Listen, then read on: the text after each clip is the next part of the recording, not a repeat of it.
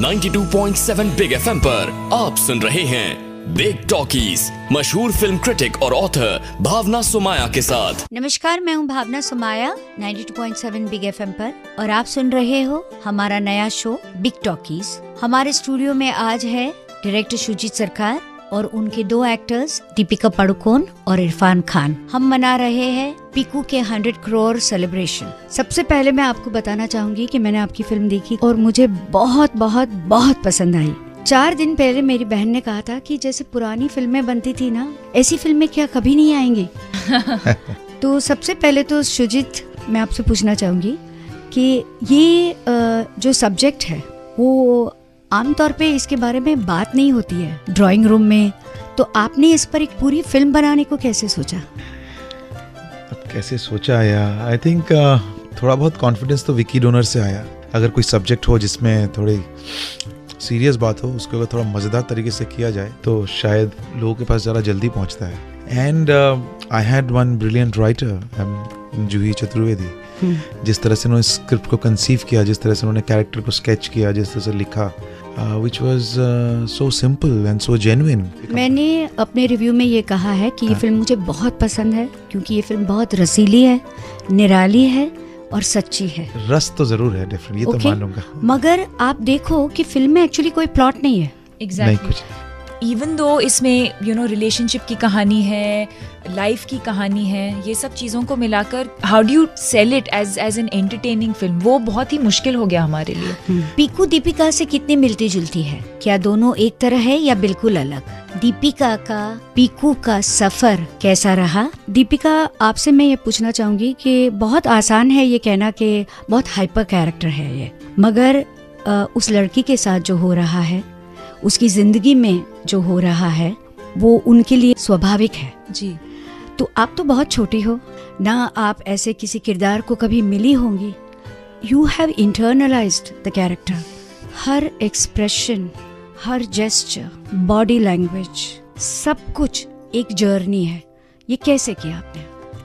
Wow, I don't know, I think when Sujit gave me the narration, I understood कि इसमें कुछ है, not just Piku की जो कैरेक्टर है, नॉट जस्ट उसमें, but in the entire film. इसमें कोई खास कहानी नहीं है वैसे, बिल्कुल, it's simple fragile moments between people. So I think what really helped me at least was I think it's a very beautifully written, a lot of the actors material is in the script itself. But अब उसको enhance कैसे करें? तो हम बहुत सारे readings करते थे, हम डिस्कस करते थे।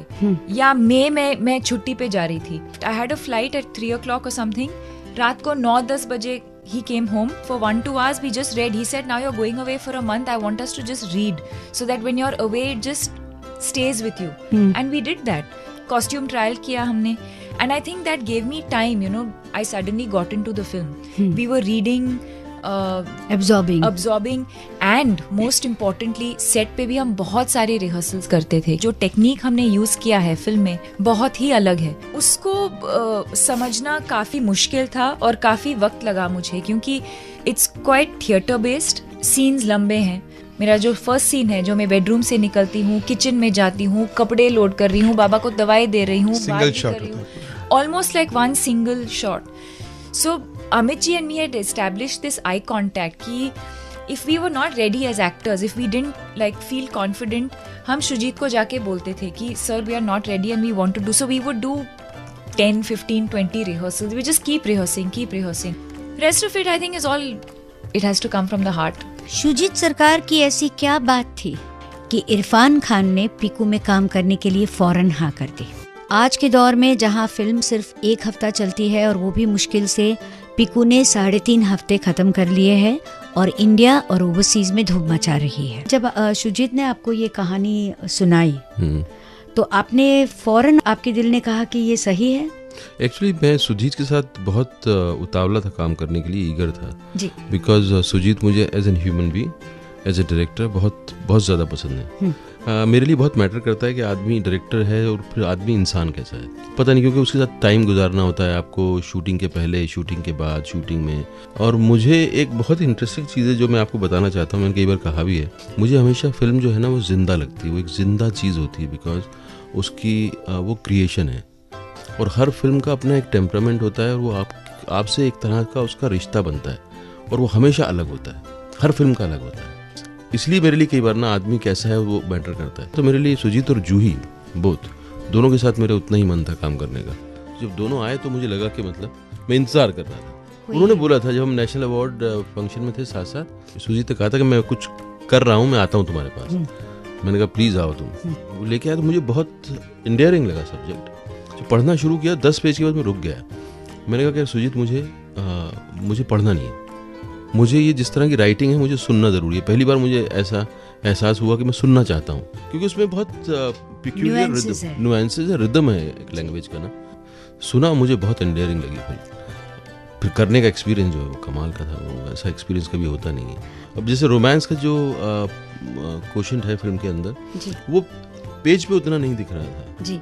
जूही सुजीत के दिमाग में था कि किस तरह का होगा, लेकिन एज एन एक्टर मुझे पता नहीं था कि रोमांस कहाँ जाएगा। मतलब बिल्कुल ऐसे भी हो सकता था कि जहाँ इनका कुछ लेना देना ही नहीं होता, आता ये छोड़ के जाता है, बट दोनों में एक दोस्ती सी है, बट रोमांस नहीं होता। सुजीत के और जूही के दिमाग में एक आदमी था जो अंदर से शरीफ है, वैसे उसका हो सकता है लहजा इधर उधर बात करने का, जहाँ जरूरत पड़े वो कर सकता है, लेकिन अंदर से ही is looking for harmony, he is looking for piece. Because घर में इतना ज्यादा चिल्लपॉं है, जिस तरह से देखता भी है जब वो जा रहा है कैलकाटा, जब डिसाइड करता है जाने का, वो माँ का और जो बहन है कमरा खोल के देखता है, जिस तरह से वो सो रहे हैं उसमें भी एक अनकूथनेस है। तो he is looking for some refinedness in his life, because ये पढ़ा लिखा आदमी है और उसको चाहिए उस तरह का जहाँ की एक शांत अच्छी पीसफुल जिंदगी वो गुजारे किसी के साथ, harmonious. That's what he is looking. So when you have this idea then you keep on जिससे गढ़ते रहते हो आप उसको, थोड़ा इधर धक्का देते हो, थोड़ा उधर। जैसे कुमार होता है ना, जब लास्ट मोमेंट पे हाथ से थोड़ा ठेल के उसको ठीक करता रहता है, तो ऐसा वो प्रोसेस पूरा चलता रहता है। वो कई बार डबिंग तक भी चलता है। कहानी और स्टार्स के अलावा एक फिल्म को कामयाब बनाने वाले कौन होते हैं? डायरेक्टर सुजीत सरकार बताएंगे कि पीकू की कामयाबी में किस किस लोगों का योगदान है। फिल्म में 2-4 चीजें बहुत साफ नजर आती हैं। एक तो तीनों एक्टर्स बहुत फेमिलियराइज्ड हैं एम्बियंस से, अपने कैरेक्टर से, अपनी लाइंस से, और एक ट्रस्ट है।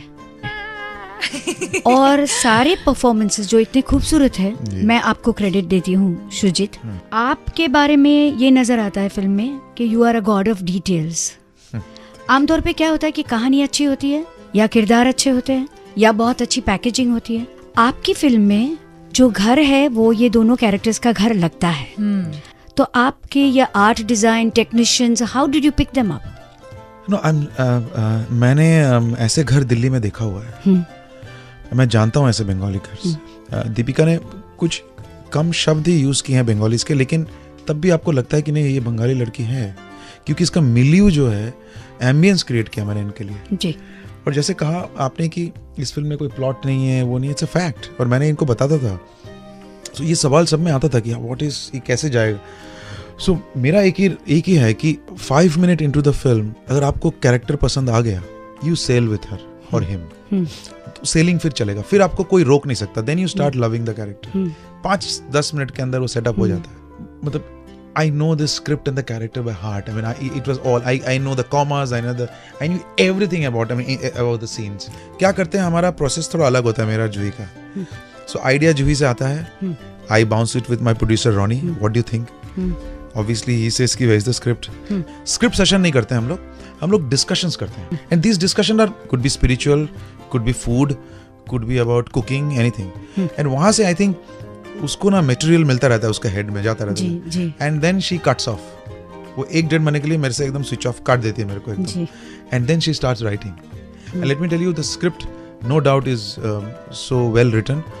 आई वांट टू से कि इस फिल्म को एनहांस करने के लिए अनुपम राय का बहुत बड़ा एक योगदान है। उनकी म्यूजिक जो है जी, दिल को छू जाने वाला म्यूजिक है, बहुत अच्छे लिरिक्स भी है। हाँ, वही बात, वही सरोद, वही सितार, सो ऐसी चीज़ें उसने वो वापस लेके आया है, जिस वजह से ये और भी डीप हो जाता है और मज़ा भी आता है ना? कहीं भी आपको नहीं बैकग्राउंड स्कोर हो रहा है ये समझ में नहीं आता है, फ्लो में निकल जाता है। But I think these all the actors have taken this one level ऊपर, एंड इसका जो मैच्योरिटी आपको दिख रहा है ऑब्वियसली इन लोगों के कास्टिंग और इन लोगों के जो प्रेजेंस और इन लोगों के जो ये फाइनर डिटेल्स जो आप पकड़ा है आपने पहला है जो आपने इस तरह का हमको पूछा है, which is really incredible and that's what we wanted to connect. I think you got it. As a critic मुझे पूरी फिल्म पसंद आई है, मगर हमारे साथ डायरेक्टर है और वो बताएंगे कि उनके फिल्म के फेवरेट सीन्स कौन से हैं। सबसे पहले तो मैं बता दूं आपकी फिल्म में 3 लैंग्वेजेस हैं, हिंदी, अंग्रेजी और बंगाली, और 3 जगह है, बनारस, कोलकाता और दिल्ली। दीपिका को हम